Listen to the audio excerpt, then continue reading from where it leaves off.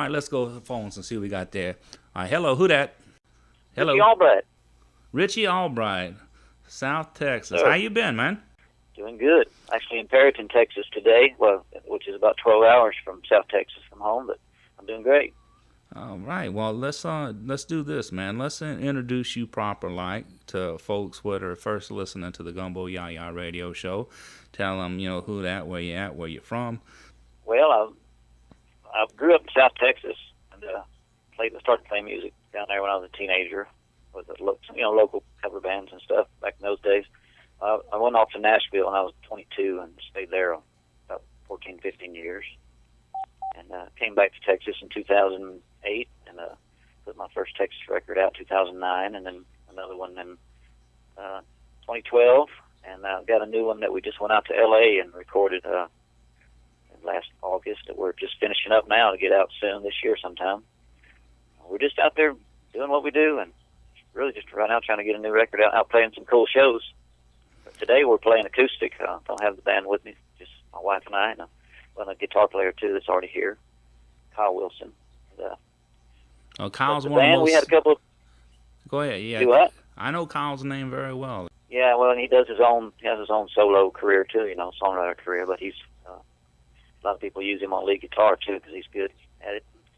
So y'all are headed to do a show in Texas, and it's not just you; it's a whole posse of you Texas boys, ain't it? I probably couldn't even list them all without a list in front of me, but it's Billy Gann and Billy Don Burns, Wade Jennings, Dallas Moore, and there's a bunch of them, Creed Fisher, Jimmy Miles, a bunch of us. I think there's 7 or 8 of us.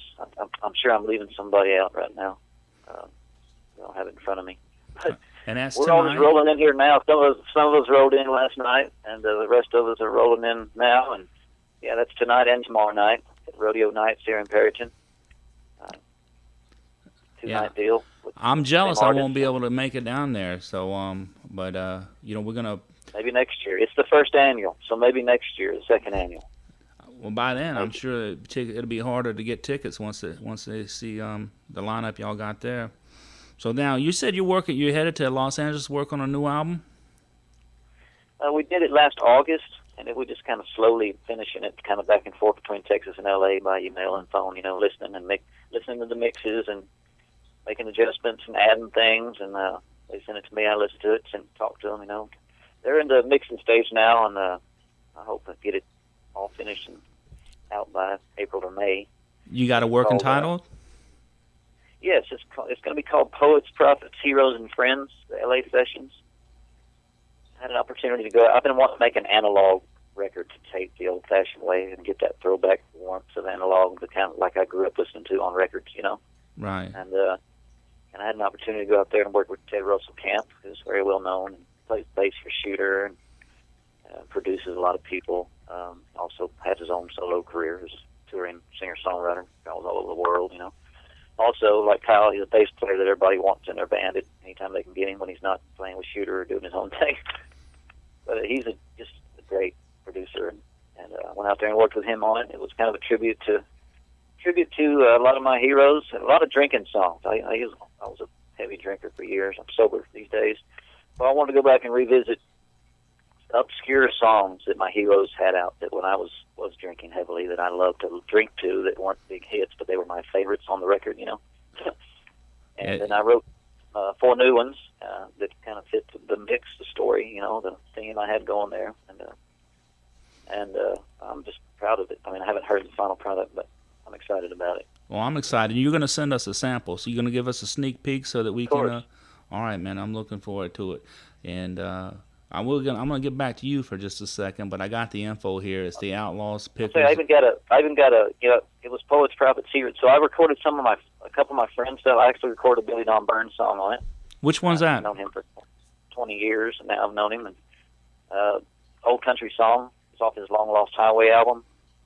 We cut that, and we cut some Old Haggard, and we cut a Waylon tune, and had an old Gene Watson song, which actually I did it with Rodriguez. So I got to do a duet on my Poets, Prophets, Heroes, Friends album with one of my heroes, Johnny Rodriguez. So he sings, I sing half the song in English, and he sings the second half in Spanish. So that was really cool to get to do that with one of my heroes on the record. How many songs on this album? 12. I can't wait, man. I'm real excited. And I was just gonna say, I got the info for the gig. Let me fill you in and help you out here. It's Outlaws-Pickers-Honky Tonkers, the first annual Winter Burndown, February 12th and 13th, and it's hosted by the ambassador of honky tonk, Mr. Billy Gant himself. Along with Billy Gant, there'll be Billy Don Burns, Dallas Moore Band, Jimmy Miles and Southern Pride, Miss Bridget London, Kyle Wilson, Mr. Wade Jennings, our guest now, Mr. Richie Allbright, and along with Creed Fisher, J.W. Lane, and Country Road Band. So right. I think I got them all, but J.W. I think I was pretty good for going by memory, actually. That's good. That's real good. So it's only $40 at the door. That's what it said. I believe so. That's it. Let me in. I think they're going to let me slide on it, so I didn't pay much attention to the price. Only $40. If they're only charging $40, that means Dallas Moore ain't drinking no Texas Lone Star beer. They got to cut corners somewhere. I bet he'll work it out somehow. So that's great, man. I tell you what, I really wish I could be there. There's this one fella that people, he's always getting confused as for you. There's a Richie Allbright that used to play drums for Mr. Waylon Jennings. Yeah. And for years. People are always asking him, "Are you the Richie Allbright from?" So so people know that he's still out there. By the way, he's still out there playing with Waymore's Outlaws and Shooter doing shows and talking with a group called Waymore's Outlaws, which is. I just feel bad for the boy that everybody thinks he's you. Yeah, that's funny. I do get mixed up with him a lot, and I know him, and he's always been very nice to me. And we joke about it when we see each other because they've even put his picture on posters of mine and hung them all over town for my shows. And he's, of course, about 30 years older than me and a drummer, and I'm not a drummer. And our names are spelled different, but people still get us mixed up. But, it seems like the last few years since my last record, people have started to figure out that there's two of us and we're not. Well, here's the thing, Richie. I tell you what the problem is, and I can tell you why I think people make that mistake, and that's because so often your music has been compared to the singers of that era, the outlaw singers. I know that you've been compared to David Allan Coe, and they've dropped Mr. Shaver's name in there. So and you have which is a wonderful group of people to be compared to. That's good company. So I appreciate whoever's doing that. It was CMT. I think there was and I'm pretty sure it was about you, and it wasn't about on your website. I think Dave Pilot called me the bastard son of. If it was possible, I would be the bastard son of David Allan Coe and Merle Haggard, is what he said. Yeah, that's it. That's it. And I like the fact that your music is traditional and it's rooted, and it's has that classic sound, that has that outlaw, if you want to use that term, outlaw country sound. I know after that whole movement came about, Waylon hated that analogy for a long time. Yeah, everybody has a different definition of what outlaw means, and I think mine has changed. Mine has changed over the years, and with age, I believe I've come to understand what it actually does mean instead of what it doesn't mean. Some people still think it means other things. Yeah, it's not commercial. And and that's the thing. That's what I like is like people. I'm telling you right now, if you listen to a Richie Allbright tune for the first time, by the time you're done with it, you feel like you've heard it before. It has just such a good nostalgia behind your music, even though it's new and it's fresh. But when you listen to it, it brings you back to a time whenever country music was played on AM radio, and you couldn't wait to tune in and listen. That's the days I remember. That's why I made this record the way I did. I wanted it to sound like those old records I grew up listening to, those old Merle Haggard records, And so that was exciting for me to be able to. Growing up, of course, I spent 15 years in Nashville, and I've lived in Branson and come back to Texas now. But I've never been to California, so going out there and recording, and then I actually played a show out there called Hollywood Country Nights when I was out there, and that was really cool. I never thought I'd play out in Hollywood, so you never know where this road's going to take you. Just kind of go, take the opportunities you get and go with them. Well, talking about opportunities, let's take an opportunity. Let's talk about the guys that are on that album, give them some credit and give them some recognition. I know a lot of times we as DJs,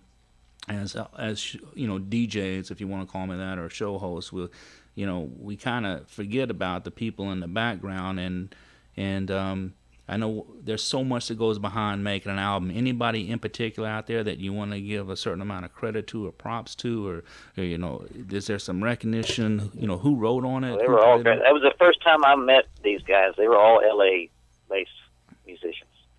Now Ted Russell Camp I believe, really worked magic on the record, producing it. He played bass on the whole thing as well, too. He actually played other instruments on it, Wurlitzer and Hammond organ and stuff like that. He's added to it since I've left there, come home. But they were all great. We used John Schroeder Jr., who plays guitar for Shooter, on it, and I can't remember all their names. Like I said, it was the first time I met them. Jim Boyle was one of the guys that played drums. He had two different drummers in there on 2 different days for different songs. Ted said, I have a set of songs I want to use this drummer on, and a set of songs I want to use this drummer on because of the feel, and I like to know what these guys do best, And then we had a piano player that's just amazing. Played upright piano, played Wurlitzer, played Hammond. Even he played accordion on a couple songs, and so it was the kind of gave a little South Texas feel on the one I did with Johnny with Rodriguez.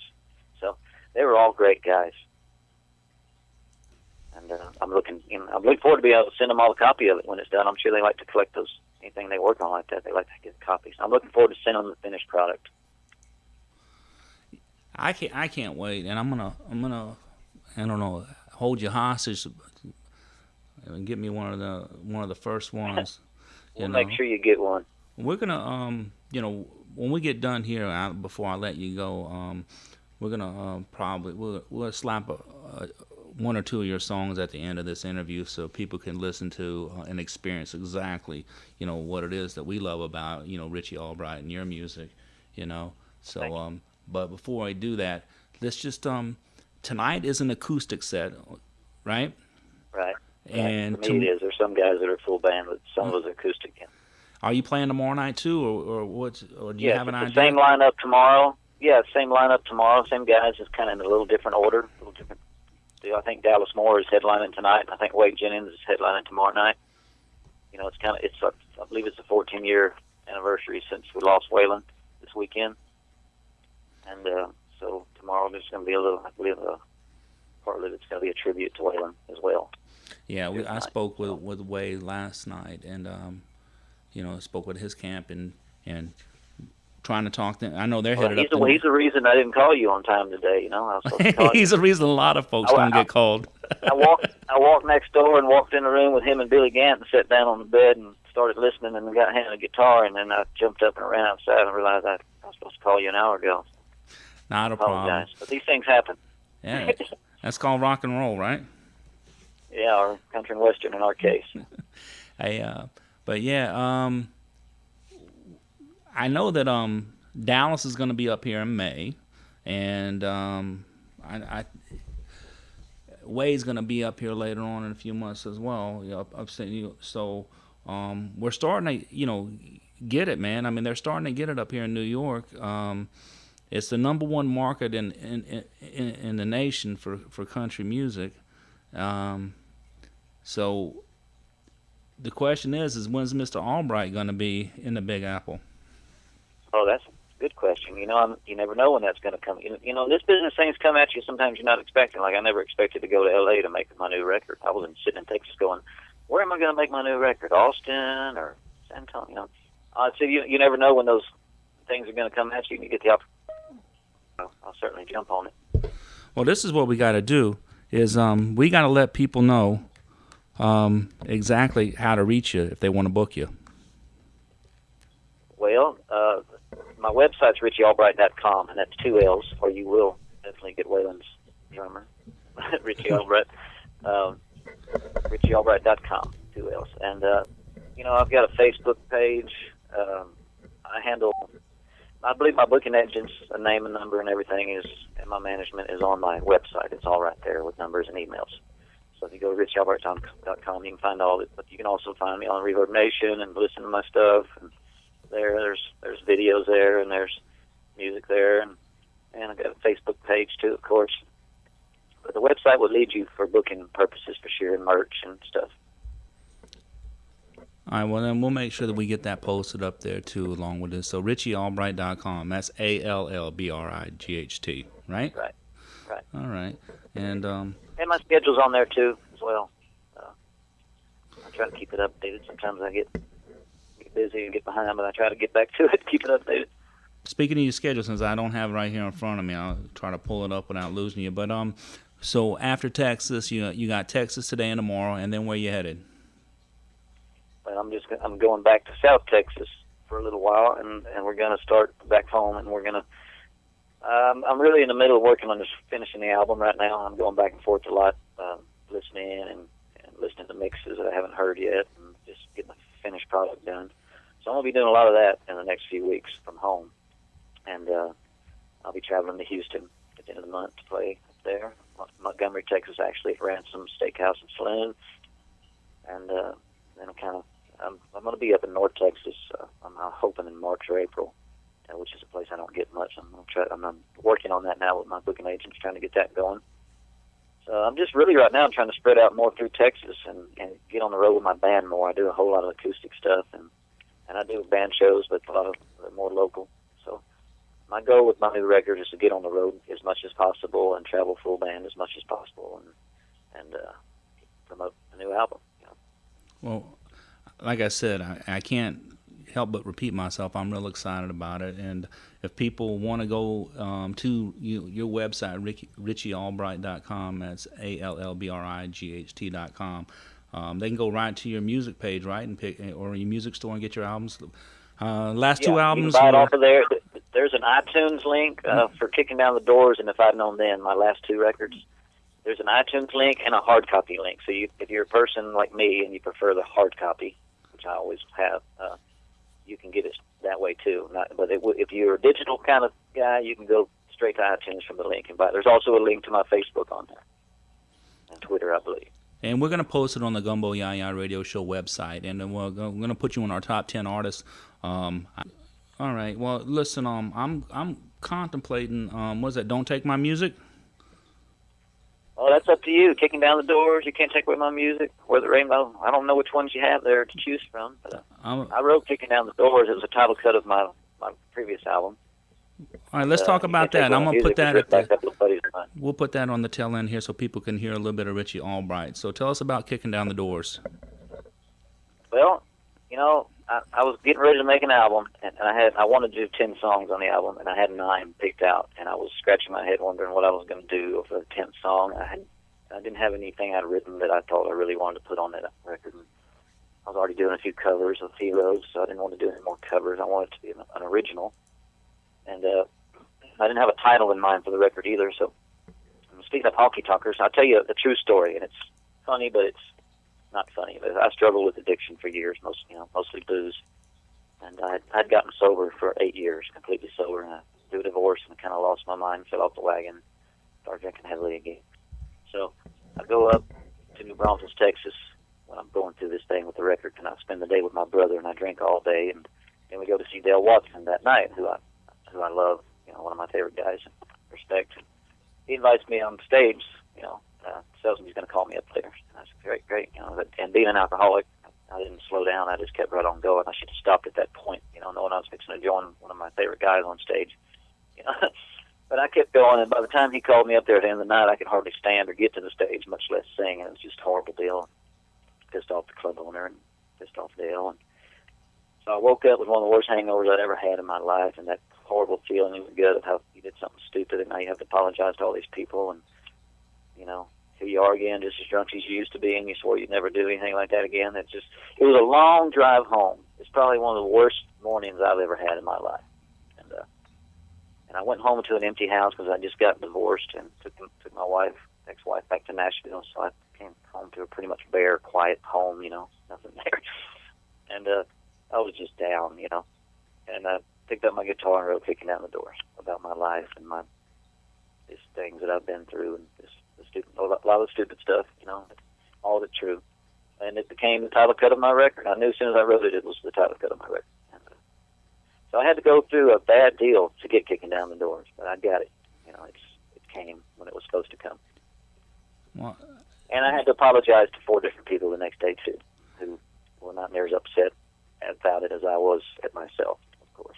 But, and we're all friends again now.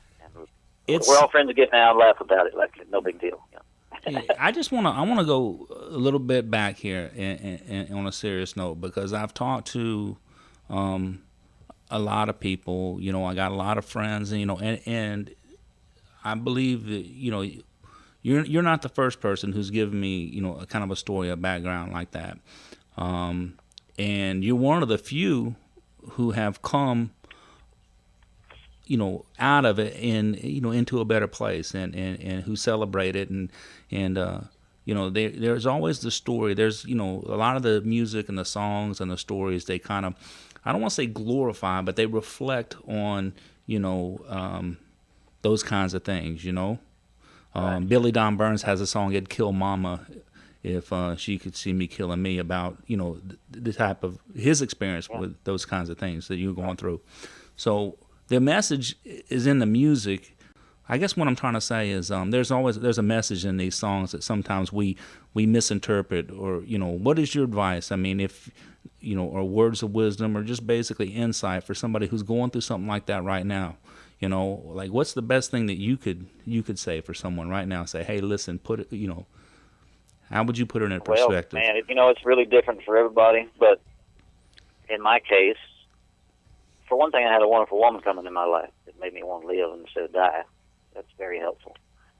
But that being said, you can't do it for a woman that comes into your life or anything else. You have to just finally get enough. I had to almost finally die from it, and it wasn't the first time I'd almost died from it, but I had to almost die from it to get straight again. And I was fortunate I got through it, and I had a woman that stood by me through it and didn't give up on me, because she knew I'd been sober before, and that I could come out of it again. And I knew I'd been sober for 8 years, so I knew it could be done. I just got way out there and had a hard time getting back. It took me a long time to get back, you know, but things have gotten a lot better. It's been 22 months since I had a drop, so things have gotten a lot better in my life, you know. Unfortunately, sometimes people just have to get that miserable. Not everybody's lucky enough to just wake up and say, okay, I'm done. And so you almost have to get to your end when you have a problem like that to do anything about it. Right. So, you know, I guess everybody's bottom is different, you know. But it can be done. I mean, you know, people got to know that, listen, you know, it can be done. It can be done by people every day.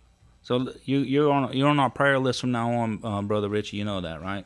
Well, thank you. And thank you got all our support. Hey, we've got to get to the venue pretty soon here. Let me let you go. You go do your thing, and I appreciate you taking time out of your busy schedule and sharing it with us. Thanks for having me. And I'm sorry I've made you wait so long. No, sir. No, sir, not at all. So that's we appreciate you giving us a call. I'm looking forward to it. It's going to be a big time the next 2 days in Perryton, Texas. It's going to be fun. All right, thanks a lot. Ladies and gentlemen, Mr. Richie Allbright. Hey, this is Richie Allbright from South Texas, and you're listening to the Gumbo YaYa Radio Show.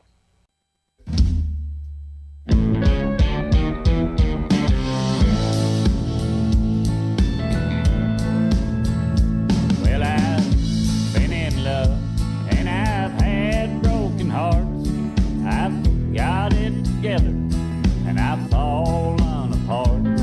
I've danced with the devil, and I've reached for the stars, but nobody told me it was gonna be